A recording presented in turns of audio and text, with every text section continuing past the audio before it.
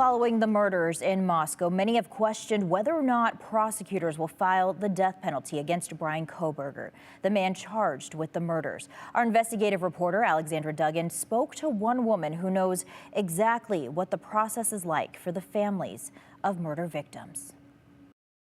I didn't know anything about it. I was 29 years old. I mean, why would I think about the death penalty, really? Jan Englund never thought about the death penalty until her brother was brutally murdered. That's when her entire life changed. I think I knew that it was a punishment in Idaho, but it never crossed my mind. And now, 32 years later, it either needs to be taken off the table or they need to execute people in a timely manner. Jan's brother, John Justad, and bartender Brandy Rains were found dead on the floor of the Old Rose pub in Boise on December 20th, 1990.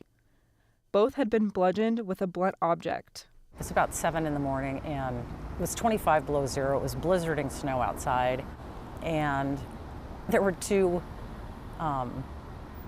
detectives standing on my doorstep, and they said that they had found John. The reason they thought it was him is because his ID had been taken, but he had a ring on his finger, which was a ring that my dad had given him and had the last name on it. Police believe the motive was robbery because money was missing from the cash register. For nearly 4 months, no one knew who killed John and Brandy. I wouldn't even go outside and start my car because I guess in my mind I kept thinking, what if somebody's after my family? What if I go out to my car and someone's going to knock me over the head and kill me? I would have panic attacks that somebody was following me when I'd have my baby in the car. Police finally arrested 27-year-old Keith Wells, who was on parole for robbery. A former detective tells KTVB finding Wells came down to good police work.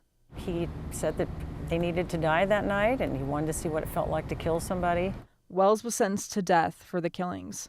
He appealed his death sentence, but to everyone's shock, Wells later dropped his appeals, meaning the state could take immediate action to execute him. On January 5th, 1994, an hour before his execution, Wells called up former KTVB anchor and reporter Dee Sarton at her home. He didn't really say a whole lot until he sat down with Dee Sarton, and that was kind of a tell-all. And I remember she called me and wanted to know if I minded if she talked to them, and I said no. I'm kind of curious to see why he wants to talk to you. He told her he wanted her to pass along a message to the families of the victims. Dee told KTVB he asked for forgiveness, even though he didn't deserve it. She raced to the station, came on set, and explained the phone call. She called it a thought-provoking experience. Jan wasn't at the execution, but she watched the news coverage with a group of police detectives. What were your emotions like? What kind of range of emotions were you going through as you were watching the news coverage about your brother's killer being executed? I wanted it over. Wells died just after midnight on January 6th, 1994. I know people have their views on the death penalty, but you know, you might have a change of your opinion when it happens to you, because I really didn't think about it, and there's just no way for you to be able to comprehend what a family member's going through.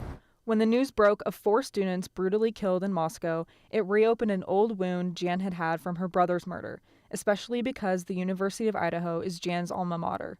It's like having a really bad cut on your arm, and some days it feels really good, and then other days it's just split wide open, and it's not something that goes away.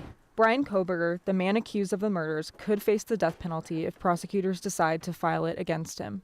I mean, that was a very violent death, and all of them, and I just feel so sorry for all those family members, because I know that dealing with the Idaho justice system is a very, very long process. Jan's critical of the death penalty system. Some people on death row wait the rest of their lives to be executed due to the long appeal process. If it's going to be death, then like I said, it needs to be carried out, not someone sitting there for 30 and 40 years. It needs to be in a timely manner, or just take it off the table completely. Jan says there will never be closure, even though her brother's killer is long gone. There's no closure on grief and loss. I'm not going to have my brother back. I miss him every day. You know, you wonder, would he have gotten married? Would he had, how many kids would he have? I mean, just, typical things. So did he want kids? He did. And he was such a nice young man. Alexandra Duggan, Idaho's News Channel 7. The death penalty is still rare in Idaho. More information on the process and to hear more of Jan's story, just head on over to our website, ktvb.com.